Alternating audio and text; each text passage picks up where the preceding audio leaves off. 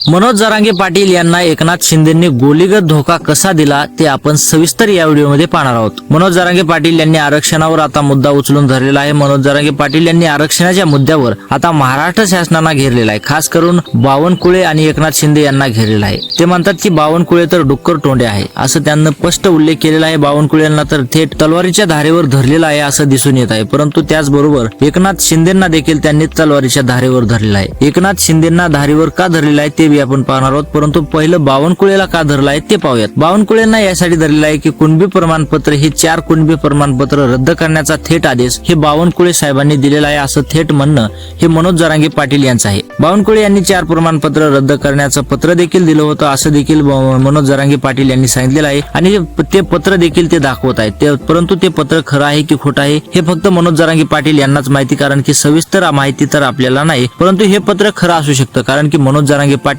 हे खरं असल्याशिवाय पुराव्याशिवाय बोलत नाहीत। तर बावनकुळे साहेबांना आता हे पत्र लिहिल्याबद्दल अगदी तलवारीच्या धारेवर धरलेलं आहे आणि त्याचबरोबर आता शिंदे साहेबांना का धारेवर धरलेलं आहे ते पाहूयात। शिंदे साहेबांचं काम हे मनोज जरांगे पाटील यांनी प्रामाणिक केलं, त्यांचे आमदार निवडून आणले आणि शिंदे साहेबांना अगदी उपमुख्यमंत्री होण्यापर्यंत मनोज जरांगे पाटील यांनी त्यांची साथ सोडली नाही असं स्वतः मनोज जरांगे पाटील यांनी सांगितलं।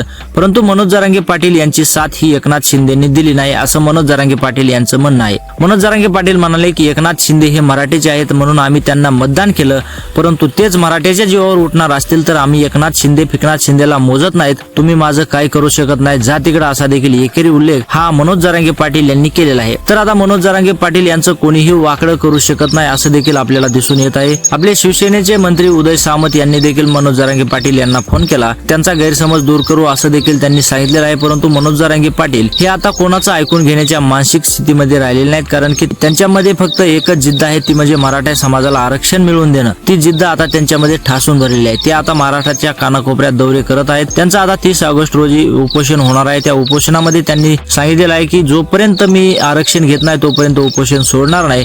तर आता पाहावं लागेल की मनोज जरांगे पाटील आता उपोषण आता आरक्षण मिळेपर्यंत सोडत नाहीत की मुंबईहून जसे वापस आले तसंच यावेळेस देखील महाराष्ट्र शासन त्यांना गंडवतं। तर पाहावं लागेल आता एकनाथ शिंदे आणि मुख्यमंत्री देवेंद्र फडणवीस काय करतात की मनोज जरांगे पाटील आता उठत नाहीत। तुमचं मत काय आहे? आरक्षण दिल्याशिवाय त्यांनी उठायला नाही पाहिजे की मनोज जरांगे पाटील यांच्याविषयी तुमची प्रतिक्रिया काय आहे हे आम्हाला कमेंट बॉक्समध्ये नक्की कळवा। तर भेटूयात पुढच्या व्हिडिओमध्ये, तोपर्यंत जय महाराष्ट्र।